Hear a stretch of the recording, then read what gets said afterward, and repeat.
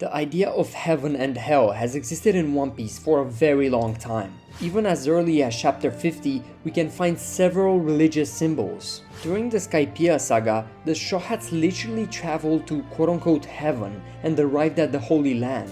In fact, it was Enel's goal to create a new god's land by traveling to the moon, or the fairy Vars as he called it.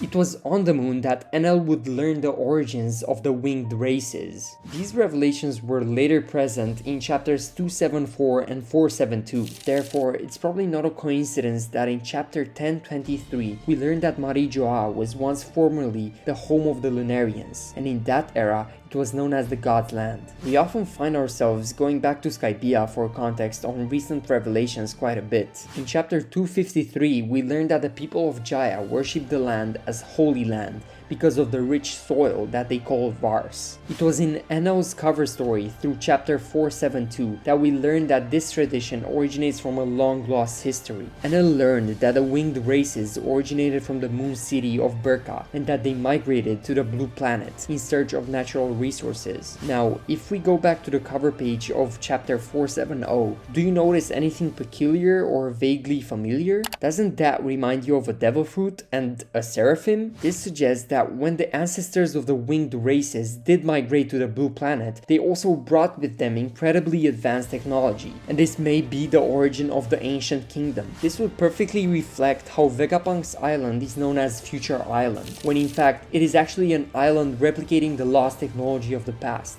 One of the most important experiments that Vegapunk has conducted is the creation of the artificial devil fruits. While Caesar failed to create a perfect replica, Vegapunk succeeded by cloning Kaido's devil fruit, its only flaw being the wrong color. We learned soon after that Vegapunk believes that devil fruits are the manifestation of people's desires for human evolution. And if this is correct, then devil fruits were originally created in order to manifest people's dreams. But if this is also true, then how did we end up with devil fruits? How did this power become corrupted? Why are they called like that? How did they become the incarnations of the devil of the sea? If we go back to Alabasta in chapter 202, we see Cobra and Robin enter Alabasta's royal crypt. Upon entering, they see a chamber above what seems to be a tomb in Pride of Place, and a mural across the wall. This mural depicts what seems to be the ceiling of an ancient evil. Putting all this together, I believe that the implication is that the fall of the ancient kingdom was caused by a corruption from within. The power of the fruits was taken too far, and the result was the manifestation of evil. The ancient kingdom and God's land have fallen, and now hell is located at the very top of the world. The world became upside down, and so the remnants of the ancient kingdom began to hope for a time when it could be turned back. If this is the truth, then it would explain the original reason why Queen Nefertari Lili chose to betray Imu and side with the D clan.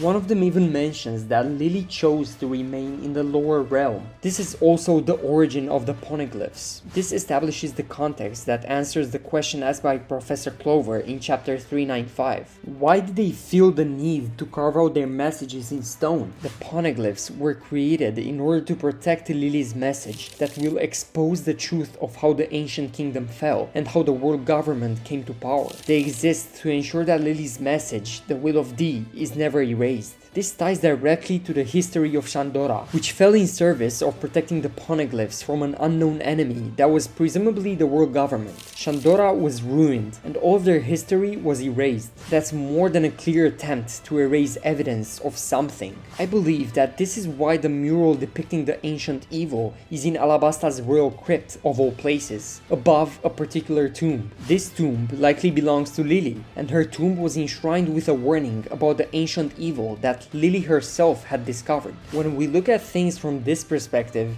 this dialogue from one of the gorosei takes on a new depth of meaning. The world government feared that their evil will be exposed and that they will lose their power. This is why the Void Century was created. Those with the initial D are known as the enemies of the gods because they hold the potential to expose these supposed gods as truly being incarnations of devils. At the heart of this issue is the revelation of how the ancient kingdom truly fell by the corruption from within. To conclude, the defeat of Imu effectively represents restoring heaven from the corruptions of evil.